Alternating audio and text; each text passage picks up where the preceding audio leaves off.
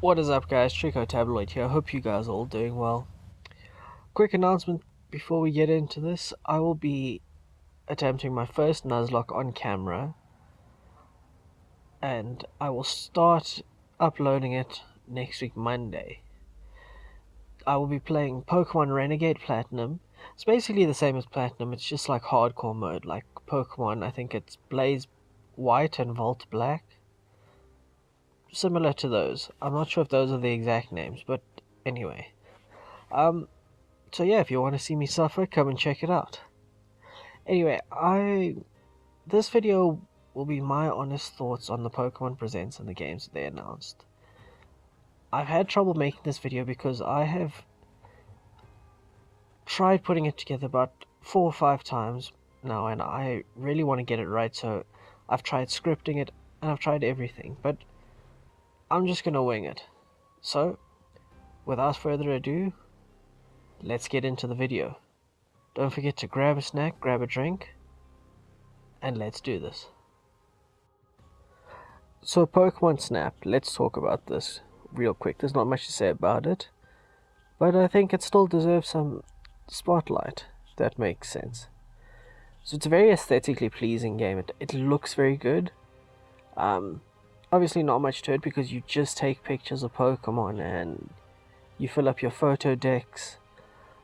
There's some new features like the Lumina Orb, which could make things very interesting. It does look very good, but yeah, there's not much really to discuss about it. I think Bandai have done really well, and they really just showed what they can do, and yeah, that's all for Snap. So let's get on to the others. Now let's talk about Brilliant Diamond and Shining Pearl. There's definitely been a bit of controversy around these two games, and we've only seen one announcement. People either hate the art style or people love it. There have been some cases where people have started off hating it and they've actually warmed up to it. I do know a couple of people who have done that. But yeah, personally, I really enjoy the GB art style. I think it's a welcome change, and it's something different. They could have obviously done Sword and Shield graphics for it, but you know, it would have still looked good, but it wouldn't have had that same flair that it does with the chibis, I think. There's definitely a lot of hopes for BDSP, and I suppose we just have to wait and see. But you know, we see things like the Sinnoh Underground, which has potential to be a heavily focused multiplayer area, and they could do really well if there is a lot of online functionality in BDSP.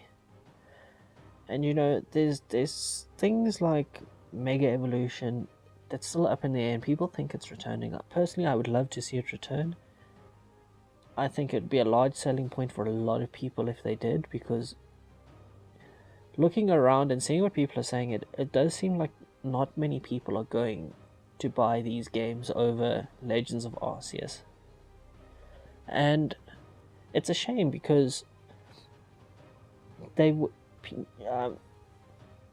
have seen this for the first time, they won't get to experience it for the first time, because arguably Legends of Arceus is the better looking game.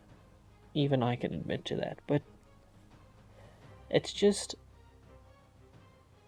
one of those things that I feel like people should experience. I mean, it's a one-to-one remake with the modern game conveniences.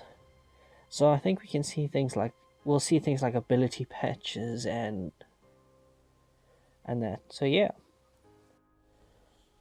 Now onto the big boy, Pokemon Legends of Arceus, or Arceus, however you pronounce it.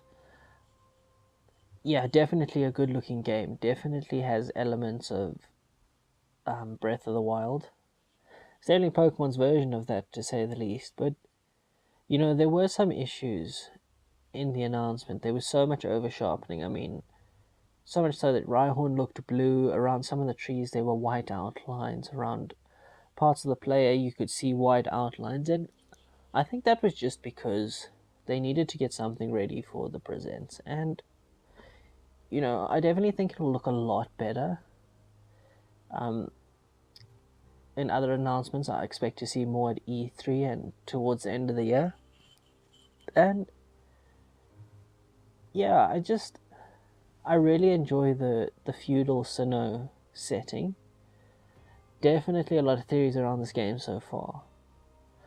And I'd love to see where this game goes.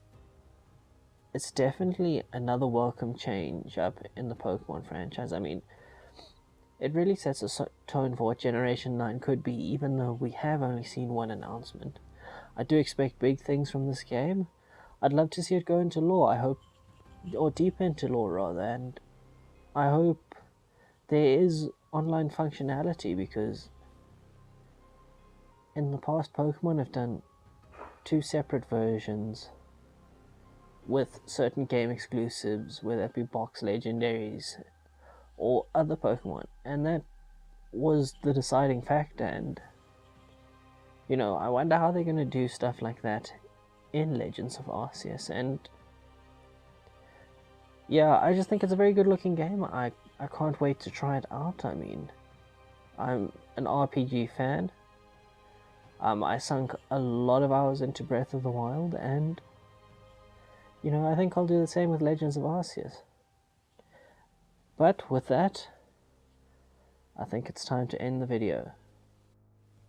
Thanks for watching this video, guys. I really appreciate the time you take out to watch them, and you know, every like just makes me really happy, because whether it's 1 like or it's 100 likes, as long as one person enjoyed the video, that just makes me happy. And